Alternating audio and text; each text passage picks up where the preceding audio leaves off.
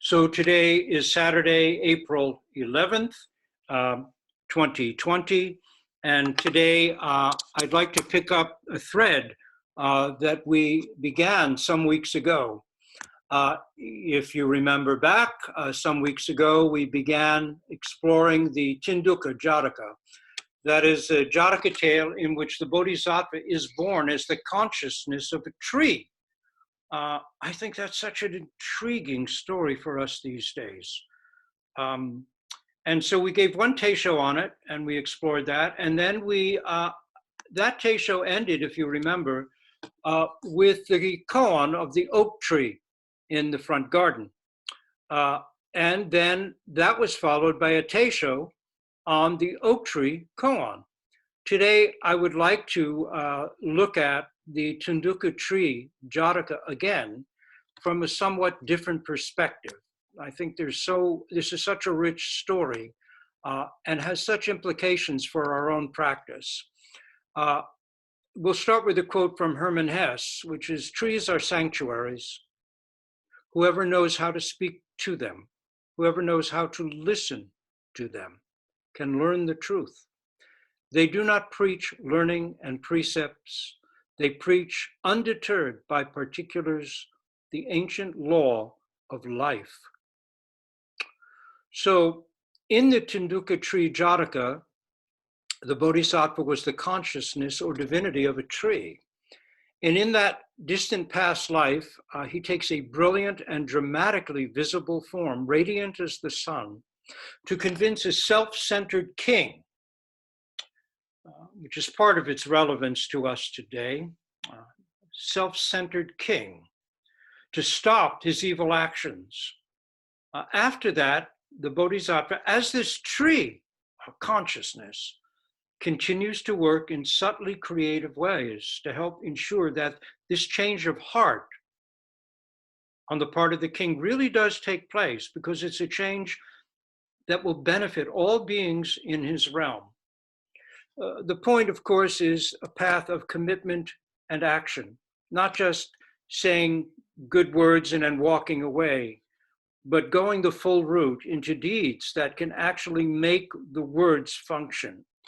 And the Bodhisattva does this. He accomplishes his aim by helping the kingdom, but he does it in quiet ways. It's all quite unseen.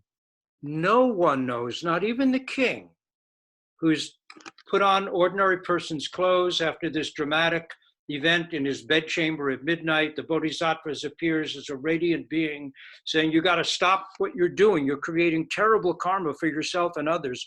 You're hurting your subjects, human and non-human alike, everyone in your realm." And the king then the next morning dons ordinary clothes, goes with his minister out to see if this is true. And the Bodhisattva invisibly keeps motivating people to show this truth. And so they run into people who are injured because of the king's heavy taxation. And they run into people who tell them about their troubles caused by the heavy taxation and self-centered rules of the king. And they run into a village where a cow is wandering in grief because its calf has been slaughtered by the king's taxmen, because one of them wanted to use the calf's skin as a sheath for his sword because it was a dappled and pretty skin. And how they're horrified by this. Even the village boys, who are usually so rough and tough, are really upset about the grief that this cow is experiencing. And then finally, after a number of such incidents, all of which is motivated by the tree Bodhisattva, staying right where he was as a tree. But because a tree is connected to everything through leaves with sunlight and stars, through roots and mycelium webs woven into the fabric of life itself, it is able to affect action at a distance. And they even see that the frogs down in the water tanks are suffering because of the rules put in place by the king. And the king becomes horrified seeing the effects of his own actions, all of this done by the Bodhisattva.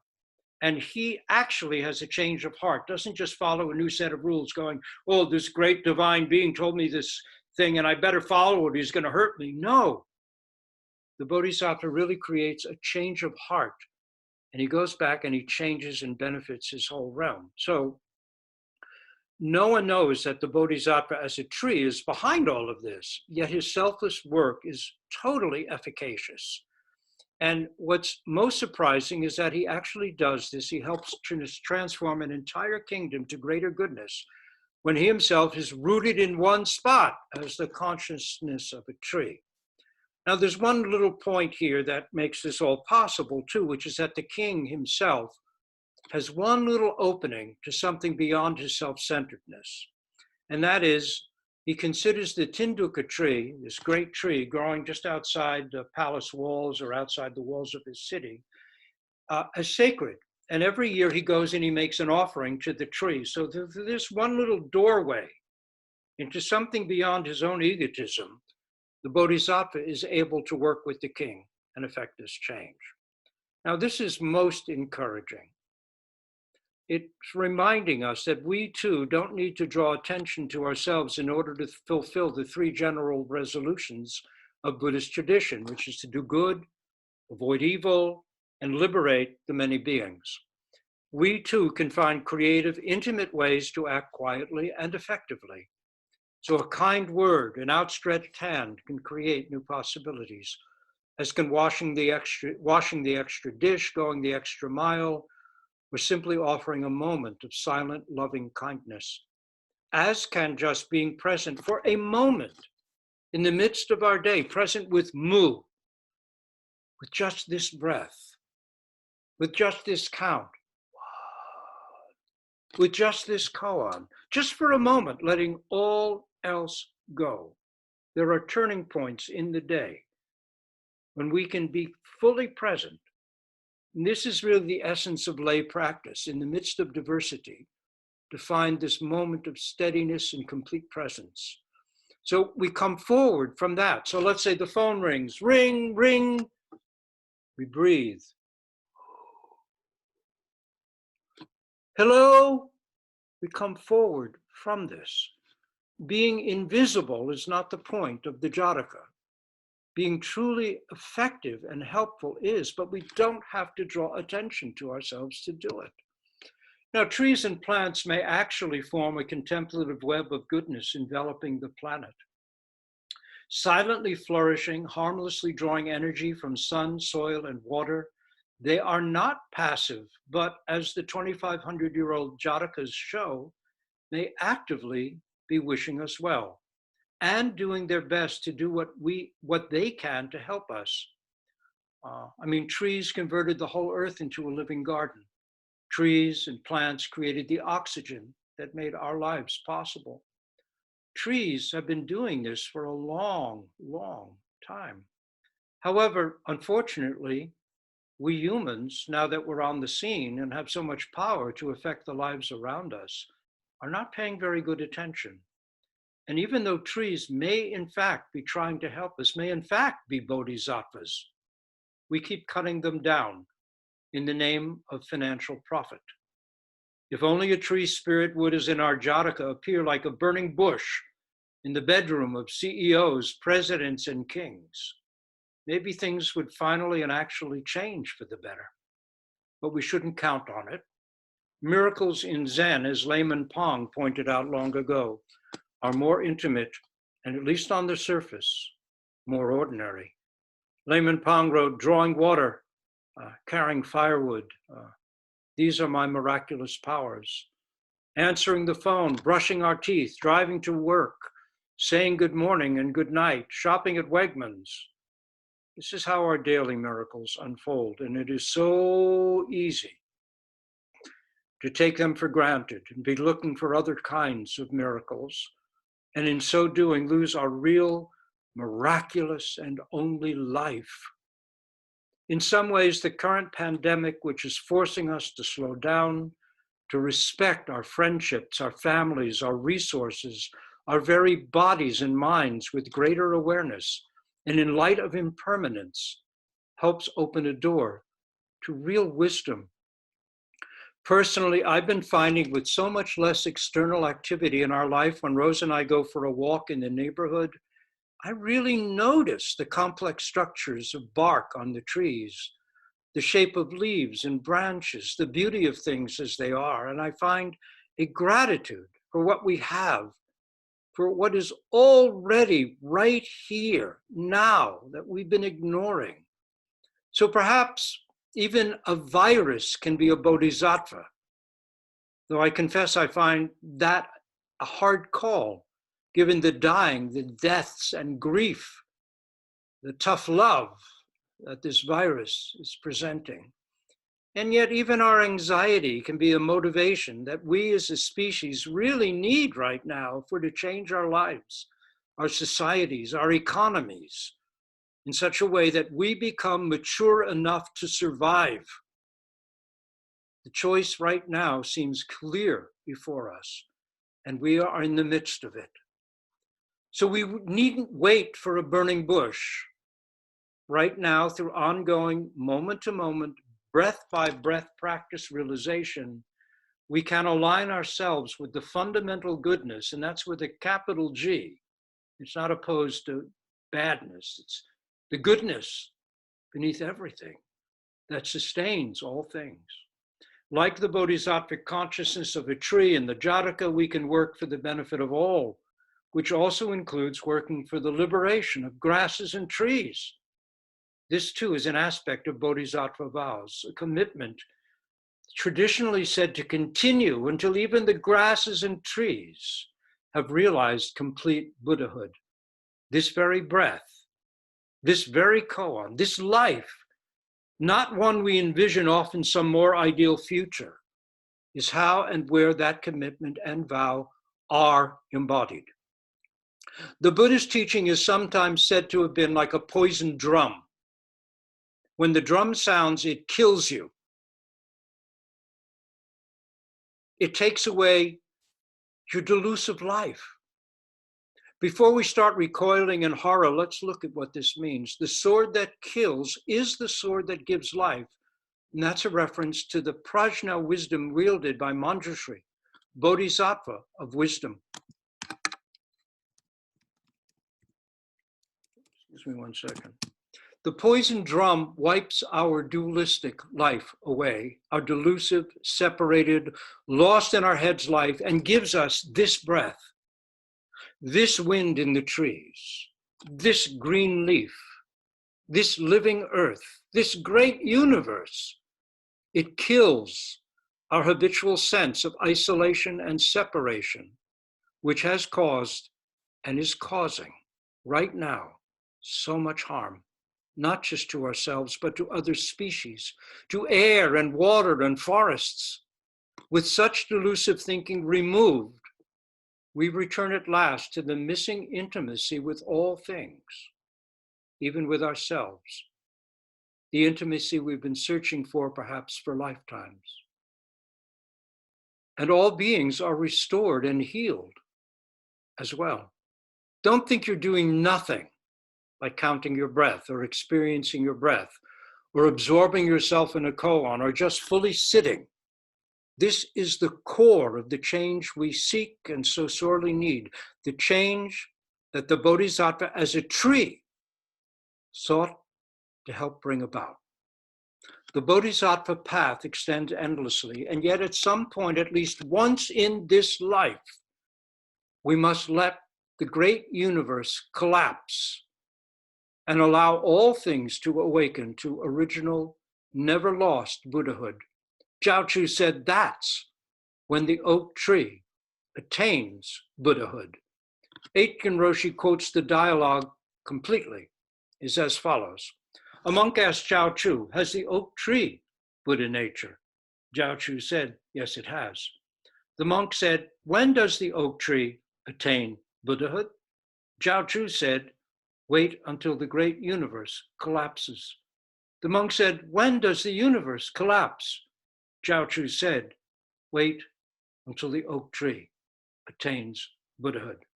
That's from Robert Aitken Roshi's Gateless Barrier, the Wumen Quan, case number 37, the oak tree in the front garden. Jiao-Chu was not being clever. He was being completely accurate. And this collapsing of the universe and the oak tree attaining Buddhahood is not far off in the endlessness of time.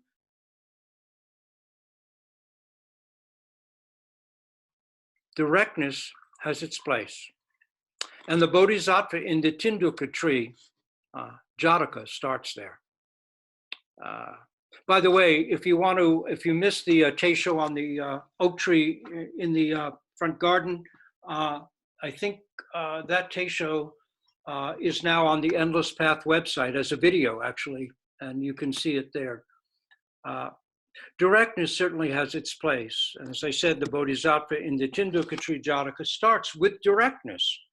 Radiating overwhelming light, he appears at midnight in the king's bedroom and says, "Stop it! Stop harming others. You're only hurting yourself." But after that, he works more or less invisibly to influence action from a distance, nudging the king in the right direction toward a genuine change of heart, not just another way of following orders. Matsu, Baso in Japanese, perhaps the most significant teacher in the formative early Tang period of Zen in China, with something like 80 enlightened disciples, was direct in his teaching, absolutely direct. Out for a walk with his student Baichang, that would be Yakujo in Japanese, he asked, what was flying off before them? Baichang answered, a wild duck. Baichang asked, where has it gone? Baichang said, it flew away. Whereupon Matsu twisted Baichang's nose hard and exclaimed, when did it ever fly away? And Baichang had great realization. But Matsu, this same Matsu, who was so direct, also maintained a quiet, personal, secret practice of making straw sandals and leaving them out where monks whose sandals had worn painfully thin would find them. No one ever knew who it was who was doing this. It was Matsu. He was like a great tree, quietly, invisibly offering shade from the heat while selflessly benefiting those around him. We too, as we live our practice more and more fully, can learn to work in our own version of such small, steady ways, helping where we are to establish a ground or context for happiness, insight, kindness, and compassion. Making small, useful changes, we can help nurture possibilities for awareness that might one day lead to a real change of heart. The dedicated practice efforts of our Zen ancestors, countless men and women, lay and ordained, who've come before us, opened up transformative possibilities for us today. Because of their dedication, we have Zazen, Zendos, Paramitas, Mandos, koans, doksan, chanting, Buddhas, Bodhisattvas, vows, jukai, sangha, and sesshin. These gifts arise out of the sustained exertion of those who walked the path before us. They were like great trees, selflessly providing shade, protection, nourishment, and medicines to the many beings down through the ages. For ripening bodhisattvas, practice, realization, and skillful activity must be worked on and developed in the actual complex circumstances of ordinary life. If it is our intention to benefit others, though we may fail at it many times, little by little, like grains of sand gathering into a pile, our skills improve. Tiny, almost unseen actions add up to tipping points that can have surprisingly positive effects. Over time, such events become much more natural and unself-conscious, but it doesn't happen on its own. We work at it. We practice it. But as we go on further in our practice, we begin to do these things less and less self-consciously. They are our nature actualizing. As Dogen says, this selfless practice continues endlessly. It's not that selflessness continues endlessly, but rather that selfless practice continues endlessly. It is never left behind, like a buffalo's tail that cannot pass through a window. For the king and for his Brahmin advisor chaplain in this Jataka, the brutal slaughter of the little calf to make a tax collector's pretty sword sheath is the tipping point. Its horror opens a door to a new life, and not just for them, but for the realm.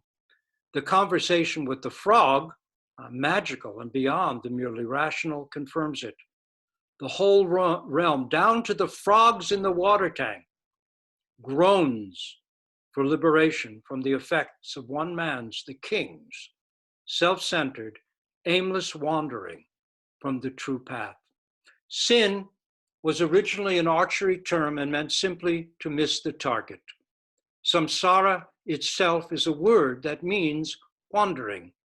It is the world we ourselves create through and perceive with our own unfocused wandering minds. If the rot starts at the top, so does the healing. The king returns to his throne, a new man with the power to transform the kingdom to the good. And all this occurs because a tree spirit, the Buddha in a past life, through selfless, compassionate, and skillful activity and generosity, really generosity, found a way to embody the fundamental aspiration to provide shelter and benefit to all. And this may indeed be the aspiration of all trees. But it is also our own real nature and aspiration, yours and mine. If we continue to choose to maintain our practice and allow it to function in our lives, it will. But this continuing and this allowing, again, is not something we just fall into. We must carve out the space for it to happen. We must make the personal effort to take up the count, the breath, the koan, again and again. We must forego other options that life holds out to make this one real. It does not happen on its own. An old saying attributed to the greatly realized 11th century Tibetan Buddhist saint, poet, teacher Milarepa goes like this: if you think tomorrow is the time to practice, you will find that your life has slipped away. Of course, there's another side that's equally true. Not take it easy so much as not to act in ignorance of our responsibilities. We have chosen a demanding practice and at the same time must develop maturity in maintaining balance. 7 times down, 8 times up, such is life, is a Japanese folk saying. The spiritual path is a razor's edge. When we struggle, it may help us to remember what Zen offers, which is not mere mindfulness, but awakening to the vast empty ground of reality, a way of living with fundamental ease in the midst of the existential terrors of insubstantiality and impermanence that gnaw day and night at every heart. Still, the healing in our tree Jataka only happens not simply because of the tree bodhisattva's efforts, but also because of what I said about the king himself. He holds the Tinduka tree sacred. He leaves one area, tiny area, free of his own immense self-centeredness. And through this little opening, this little bit of respect for the sacred out beyond his own egotism, innate goodness is given a chance to flow. Like water, it will find its way through the tiniest opening. The king is not purely evil, not totally committed to causing harm and disregarding the needs of others. He's blind, self-centered, untaught, but he also is a bit open to learning a better path from the right teacher. His regard for the Tinduka tree makes his own and his kingdom's potential, transformation rather, possible. And this too is a model of our own potential, our own respect for all who have come before us, for the Buddha, for the Buddhist tradition, for Zen Buddhist tradition, opens this door initially for all of us to something beyond ourselves. And this is where our practice can begin and begin anew each time. A great Zen teacher once said, I want to become like a great shade tree capable of sheltering all beings. And we too can make this aspiration real by making all we do an aspect of practice. By looking deeply and practicing sincerely, we are planting seeds, nurturing cuttings and saplings that may one day grow into sturdy trees, capable of withstanding difficult storms. Practicing daily, we allow our practice to become the core of each moment. Little by little, breath by breath, koan by koan, sesshin by sesshin, doksan by doksan, we give up our habitually conditioned commitment to self-centeredness. This changes the world around us, even as the king's change of heart in the Jataka affected his kingdom. As our minds become more naturally focused, samsara, this wandering world, also shifts. But the changes in our world will not be so visible or immediate. Literature, stories, compress time to reveal larger patterns, showing how things are when we take the long view, sometimes a very long view. But setting time aside each day to practice can become a habit, and a good one.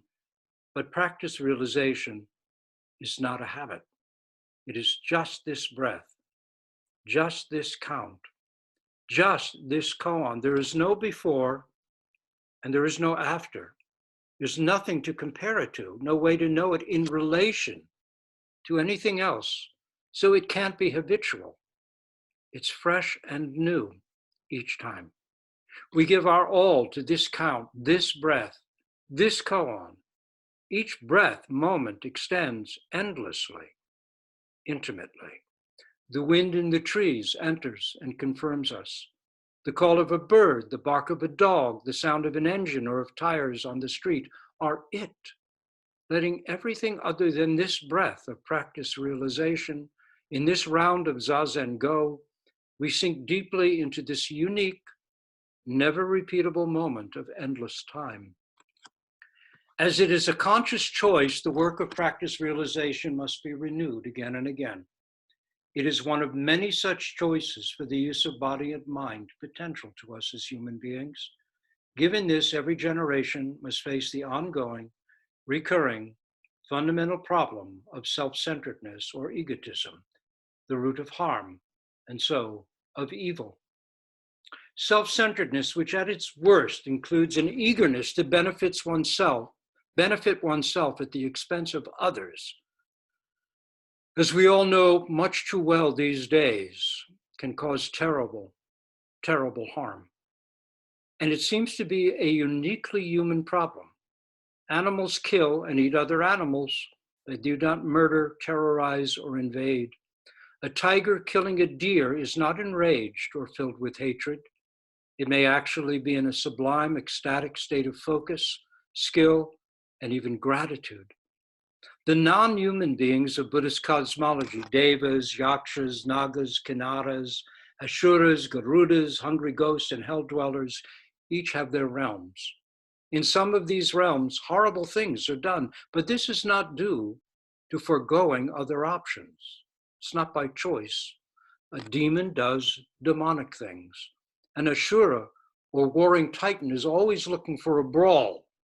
But in the human realm, other choices must be ignored in order to bring selfish and harmful ones to life. Why does this happen? Childhood issues, psychology, genetics, social sciences only go so far in explaining the arising of human evil. Why do some desperately cling to ego, to greed, anger, and ignorance as their only valid reality, and from that terribly limited base, become willing, even eager, to do awful things to others? Are there evil people or just terribly deluded and misguided ones? And when we see such behaviors, what can be done? How can they be stopped or contained, or even possibly transformed? Recognizing the destructive effects, even to oneself, of self-centered thoughts and behaviors can, at the right time, become the impetus we need to mature further. This is what happens for the deluded king in our Jataka. He comes to see the disastrous effects of his own thoughts and deeds, triggered by the bodhisattva's initially dramatic appearance, then nudged further along by the bodhisattva's hidden virtuous efforts.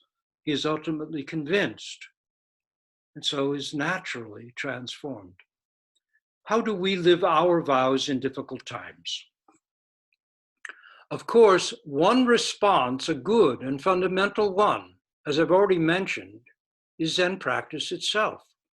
Don't think you're doing nothing by sincerely doing Zazen. Dogen in the Bendoa, Negotiation of the Way, reminds us the Zazen of even one person at one moment imperceptibly accords with all things and fully resonates through all time. Thus, in the past, future, and present of the limitless universe, this Zazen carries on the Buddha's transformation endlessly and timelessly. Each moment of Zazen is equally the wholeness of practice, equally the wholeness of realization. This is so not only while sitting, like a hammer striking emptiness before and after, its exquisite sound permeates everywhere. How can it be limited to this time and space? Myriad beings all manifest original practice, original face. It is impossible to measure.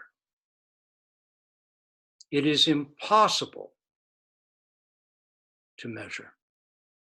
Even if all Buddhas of the 10 directions, as innumerable as the sands of the Ganges, exert their strength, and with the Buddha wisdom try to measure the merit of one person's Zazen, they will not be able to fully comprehend it. Even if all the Buddhas in the 10 directions, as innumerable as the sands of the Ganges, exert their strength and with the Buddha wisdom try to measure the merit of one person's Zazen, they will not be able to fully comprehend it. The effects of one person choosing to act on a selfless impulse of generosity has unlimited effects. To begin to live this way, allowing Zazen to inform our life and not just stay on the mat, is key. For it is equally true that the actions of one person committed to self-centeredness, to me, mine, and my precious self above all else, will rend the social fabric and bring hardship to all, as the Jatakas show. If deep down you think we are not connected, that we stand alone, isolated, hard-edged egos, and you harbor doubt about the vast interbeing that is Indra's net, that wonderful metaphor for our own nature, I recommend you look again. Our ordinary life, our own times, proclaim the truth of interconnectedness, sometimes positively, sometimes negatively. What happens elsewhere happens here. What happens here happens elsewhere. Whether positive or negative, a fundamental point becomes clear. What happens to others affects us. And what we do, how we actually think and live, affects countless others. Zen puts it quite intimately. John drinks in Rochester and Martha gets tipsy in Asheville. Zen is reality, not a special add-on or unique belief system. Now we face a health pandemic. A sneeze in Milan calls forth hand sanitizer in Rochester. This is our actual life. We uphold the Dharma as we are. We co-create the world as we are. The Zen master said, each branch of coral upholds the moon. But having made an effort and gotten a degree of peace, we cannot simply remain where we are, sitting quietly.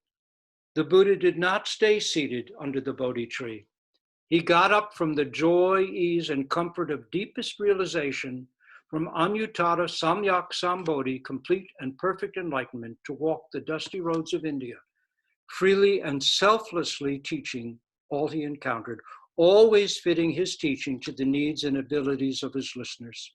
Like the Buddha, like the Bodhisattva, we too must find ways to engage with our world and times and help give the Dharma wheel a turn.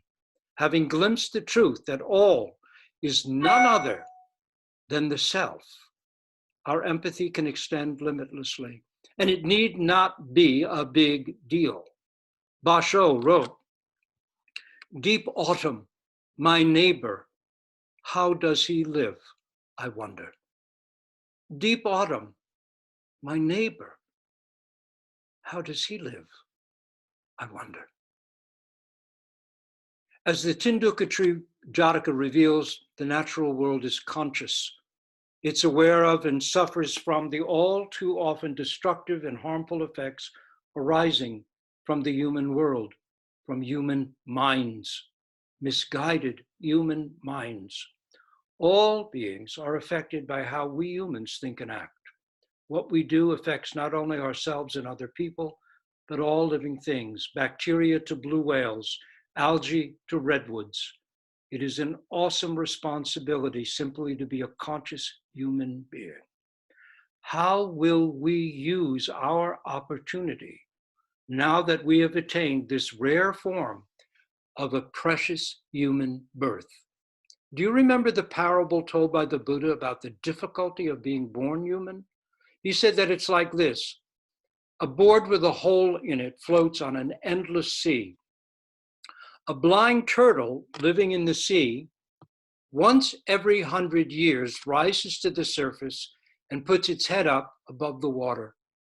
What are the odds that that turtle will put its head through the hole in the board that's floating randomly on this endless sea? Those are the odds of our being born human. Congratulations. You're here. We've all made it. We're human for this life.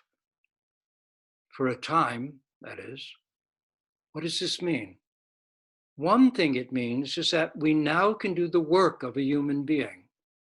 That is, we can choose to practice. In whatever form that takes for us, we can choose to mature. Perhaps the natural world is not just conscious, but also trying very hard, almost desperately these days, to signal us, reminding us of how we are interconnected, earnestly trying to dispel our deluded sense of isolation. Nature's story is spoken in a language of events: glaciers melting, rainforests drying, species vanishing, deserts growing, oceans rising, pathogens traveling. Nothing is separate and alone.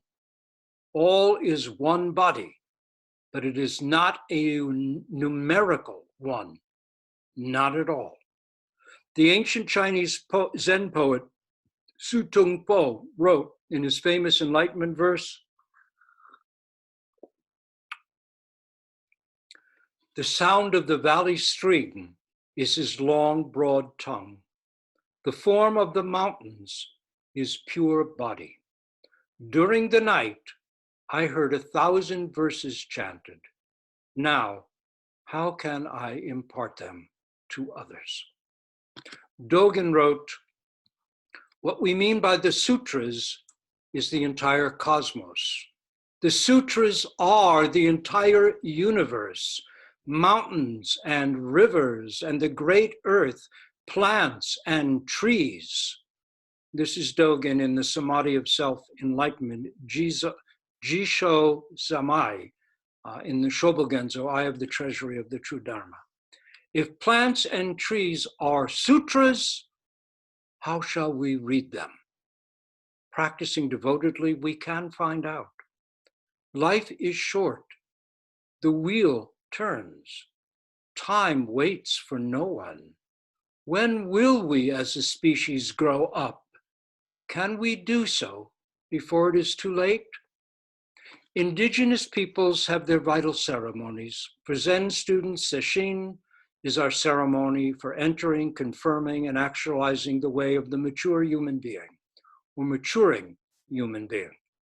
This is what Buddhism calls the way of the Bodhisattva. Wisdom being is what Bodhisattva literally means. Take away all the trappings, and the way of the Bodhisattva simply means the doing and living and functioning of a truly grown up or growing up person, a selfless person. Selfless does not mean we get rid of a thing.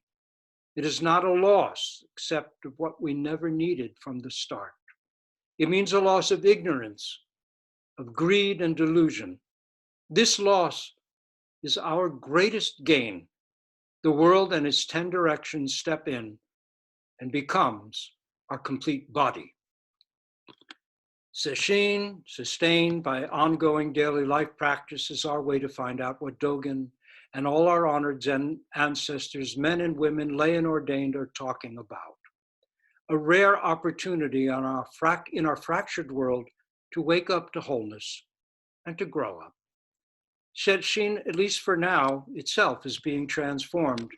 It is likely that our June Sesshin will be virtual via Zoom. We are being asked to grow up for real. We'll have to take more responsibility for maintaining our practice on our own. And yet, in some ways, practice in these circumstances becomes even more intimate, more real. We see one another via Zoom in our own natural environment, our homes, not at a Zendo.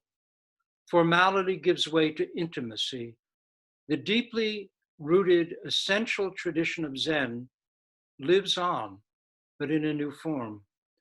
Over time, as we continue, we may learn how to not just benefit ourselves, but how to benefit our families, communities, nations, world, and indeed all beings. It might, in fact, it usually is, a long, slow process. Be patient. Be kind to yourself. How? Keep at it. It will deepen. It will grow. A Tinduka tree, which the Bodhisattva was in this past life Jataka, is said to be a particularly slow growing tree. But when mature, it's said to offer valuable medicines. I think it's so interesting the Bodhisattva became a slow growing tree, one that could offer, when mature, valuable medicines. Day by day, sitting by sitting, breath by breath, we devote our attention, care, and effort to this great aim, to touch base intimately and personally with reality and outgrow self-centered immaturity.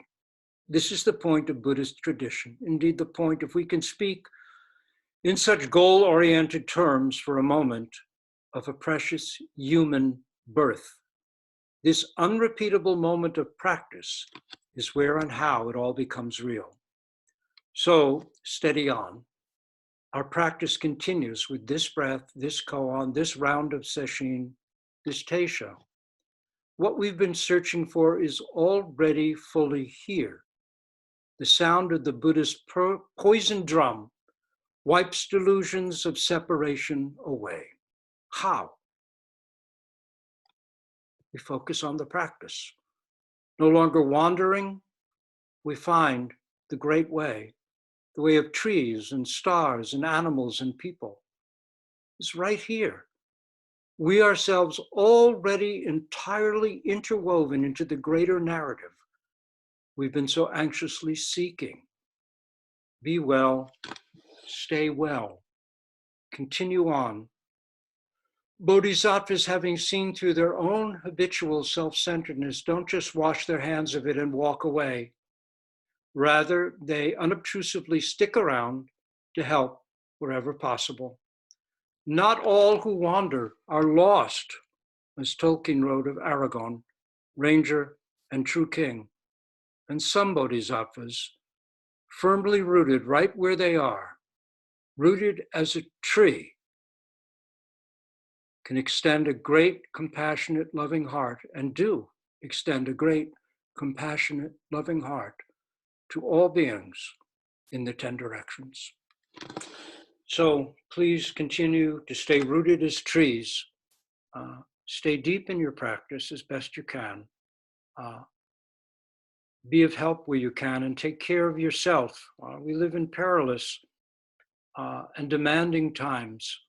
And hopefully, as we all come through this, we will find ourselves members of a global community much more aligned with reality and able to face the challenges of the future, including those of climate change, with a much greater sense of attention, care, and purpose. So may everyone be well, may all beings be well, and we will cite our great vows for all before we part.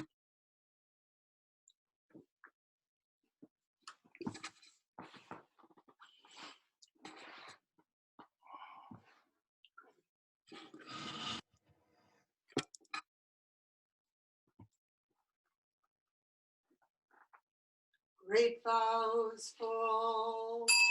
The many beings are numberless. I vow to free them all. Greed, hatred, and ignorance rise endlessly. I vow to abandon them all. Dharma gates are countless. I vow to wake to them all. Buddha's way is unattainable. I vow to embody it all. The many beings are numberless. I vow to free them all. Greed, hatred, and ignorance rise endlessly. I vow to abandon them all. Dharma gates are countless. I vow to wake to them all. Buddha's way is unattainable. I vow to embody it all. The many beings are numberless. I vow to free them all. Greed, hatred, and ignorance rise endlessly. I vow to abandon them all. Dharma gates are countless. I vow to wake to them all. Buddha's way is unattainable. I vow to embody it all.